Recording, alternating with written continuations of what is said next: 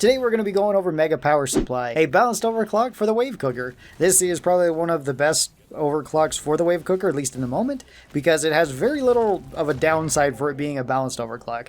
What this one does is it gives you a faster rate of fire overall, which is pretty nice, and it gives you a lot more ammo. The ammo is definitely the big selling part of this overclock. Downsides are that you get decreased cooling rate and you have a slower overheat recovery. So if you don't overheat this weapon and you don't use it super frequently, the downsides aren't really much of a downside, which the build that I'm running is going to help with that because I have this set up for a thermal shock build. Now, whenever you're building the wave cooker, it's a little bit different than how you build a lot of the other weapons. Usually you build the other weapons to complement your primary weapon or your secondary weapon, whatever it might be, if it has some particular downside. With the wave cooker, you usually want to enhance whatever your primary weapon is and kind of tailor it towards that weapon. Now in tier 1 I'm going with more ammo, but you could take any of these in tier 1, they're all good.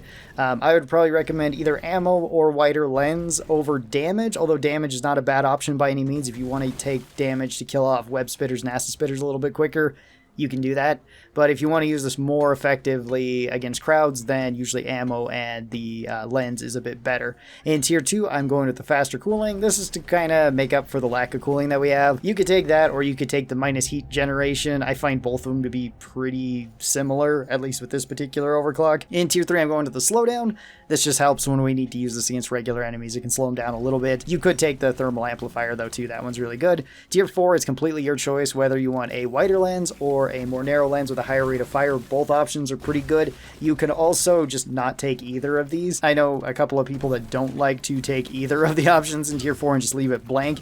That way you're not worried about overheating your gun, because when you do switch the lenses, you will build up more heat generation, so you can overheat it quicker. And then in tier 5, we are going with thermal catalyst. This one is really important. This makes it so whenever we freeze an enemy or burn an enemy, whenever we build up their heat gauge or their cold gauge, we use this, and then it switches that to where it applies either heat or cold, giving the thermal shock status effect. Every enemy I think in the game is susceptible to the thermal shock, either from freezing it or from burning it, and then vice versa. However, this part is really important. If you don't intend on taking this one with either the cryocannon or the flamethrower, don't take the thermal reactor.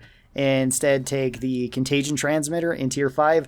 That one is a lot better if you're taking the sludge pump, or take boiler array if you like switching this between weapons pretty frequently.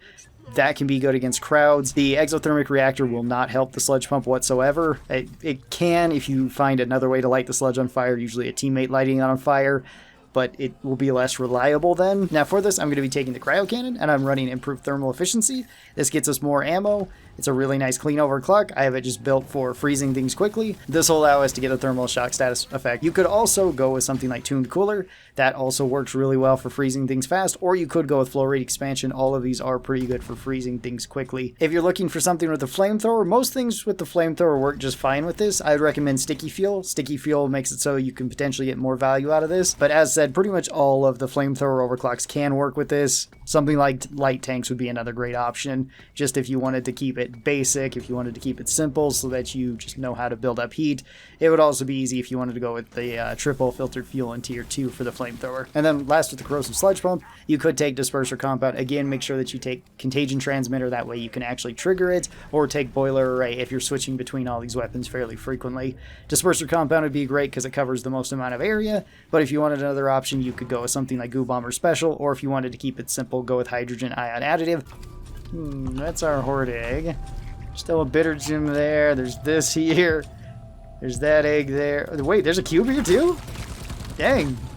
This is a short mission. Why does it have so much good stuff in it?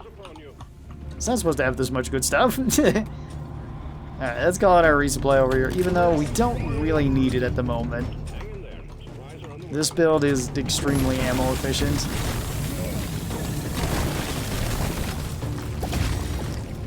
We can kind of just clear up everything here. Oh, the swarmers are coming. Yeah, take them out, Bosco. Oh.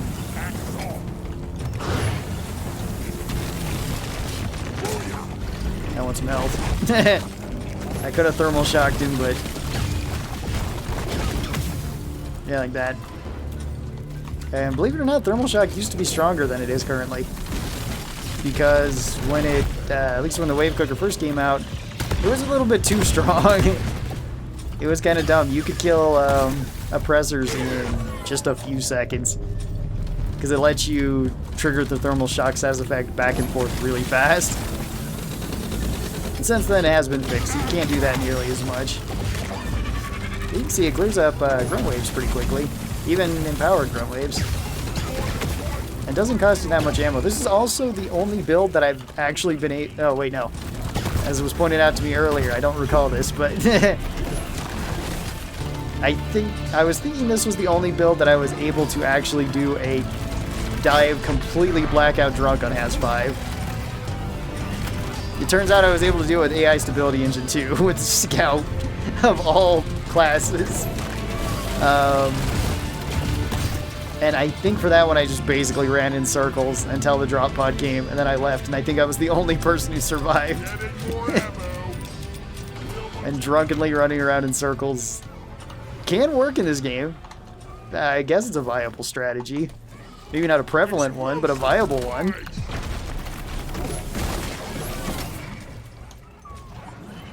Huh. Blow it up. Alright. Second kaboom.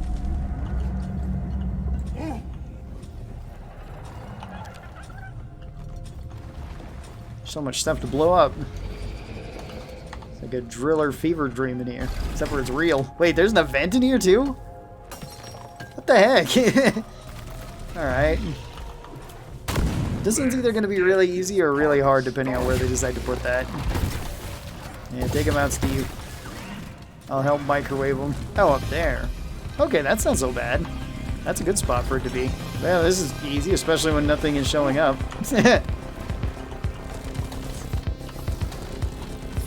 Would have been nicer had they gave us this edge for it. Oh. That's not good. There we go. Just thermal shock them. That'll solve the problem. Looks like maybe 2 more after this. Yeah, probably. Maybe 3. Go away, rabbit! I mean, I'll hunt you down in a little bit, but right now I'm throwing bombs and stuff.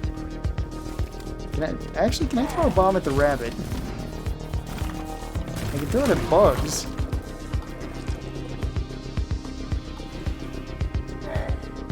I don't know where the rabbit went off to. I still hear it. There's a meteor coming down too? What is this mission? This is just supposed to be a short 4 egg hunt. No modifier, no nothing. Nothing fancy. Nothing crazy. It's just this cave is jam-packed with stuff. Wait, what? How? That has to be like the luckiest I've ever been on those. Alright, well, I don't know. This whole cave generation is lucky, so why not? Ah, little blue bug. Just full of luck today for some reason. I don't know why. Maybe it's an Easter miracle. It's not even Easter. That's still, what, 4 days away from me as of recording this?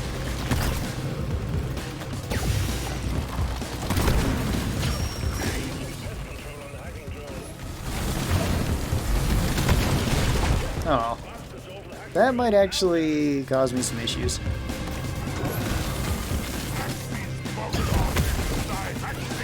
Alright.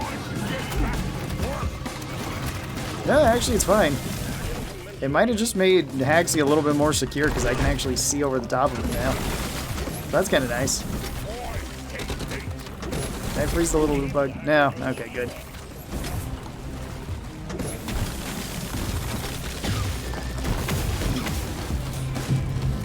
Oh. Yeah, I guess robots will be coming in, won't they? Oh. Another exploder? Alright. Start again. More little ones. Go with the wide lens for a little bit. It's not really the best to do that unless you just happen to freeze a bunch of things. Ah! The robot's gonna run into me, isn't it? I don't have any more axes? That's disappointing. Yeah. It's usually my main counter to these. Still more swarmers.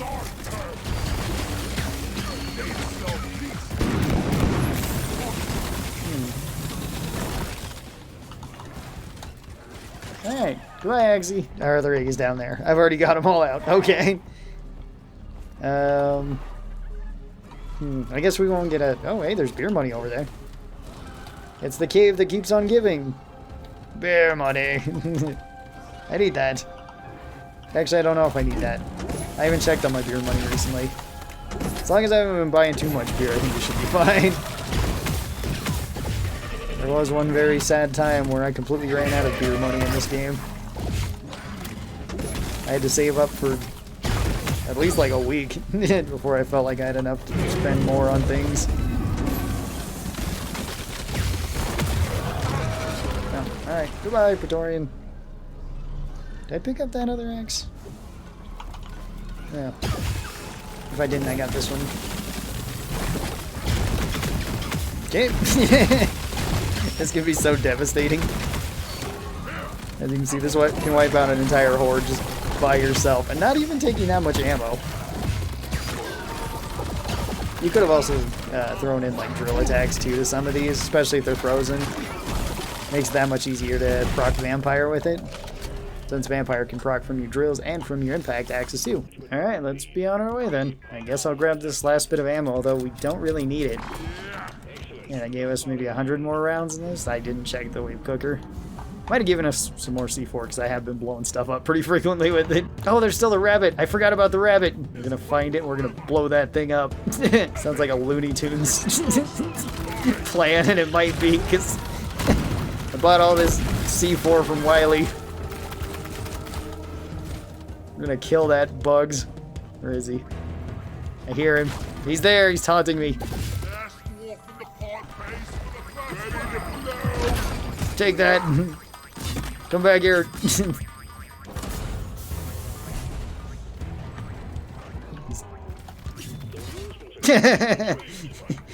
Alright, now we just have the problem of climbing all the way back up here, which I don't think will be too much of a problem in all honesty.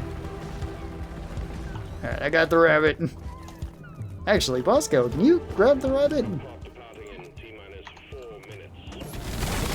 I bet you can. Yep, Bosco's got the rabbit. Alright, they tossed me the rabbit. There we go. Yeah.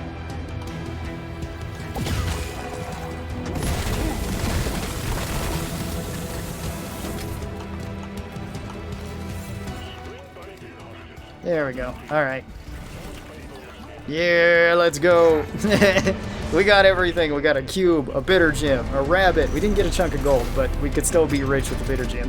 We got a data deposit thingy, and we got a machine event on a short mission too. That is a lot of stuff that we got, and we got a lot of experience because of all of that too.